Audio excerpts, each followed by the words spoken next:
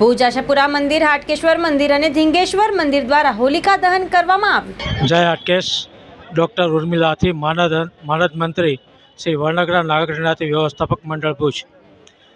પરંપરા મુજબ હર હંમેશ હાટકેશ્વર મંદિરે શાસ્ત્રોક્ત વિધિથી હોલિકાનું પૂજન કરવામાં આવે છે। દર વર્ષે નવા બાળકો, જે નવ જન્મેલા બાળકો હોય, જે પ્રથમ હોળી હોય તેઓનું પણ પૂજન કરવામાં આવે છે અને નવ દંપતી જેનું પ્રથમ હોળી હોય તેઓ પણ અહીંયા પૂજનનો લાભ લે છે।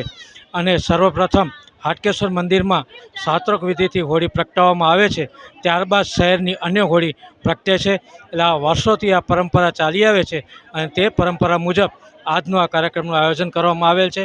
આજે 15 નવજાત શિશુઓ તેમજ એક નવ દંપતીએ આ પૂજનનો લાભ લીધેલ છે। સર્વેનો ખૂબ ખૂબ આભાર।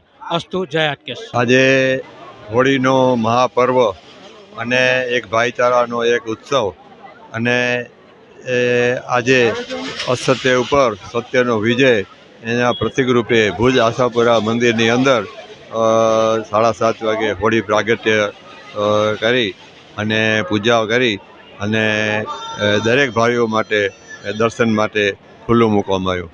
અને અહીંયાની જે એક પરંપરા છે વર્ષોની, કે અહીંયાથી પ્રગટેલા છાણા અનેક હોળીઓમાં અહીંયાથી લઈ જાય છે અને ત્યાંની હોળી પ્રગટાવે છે। એ એક ઈશ્વર તરફ એની એક ભાવના આપણે દર્શાવે છે।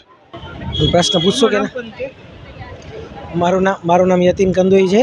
અમે ધીંગેશ્વર મહાદેવની સામે દર વખતે 10,000 છાણાની હોળી કરીએ છીએ અમે, ને સવારથી એની તૈયારી માટે અમે લાગી રહ્યા છીએ। તે સાંજે 7-7:30 વાગે તૈયારી થાય છે, પછી તે અમે છાણા આશાપુરા મંદિરથી છાણો લઈ ને પ્રગટાવીએ છીએ દર વખતે।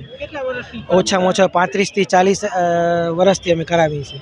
અમારા પૂર્વજો કરતા એ રીતે અમે પણ એને જાળવી રાખી છે આજની તારીખમાં।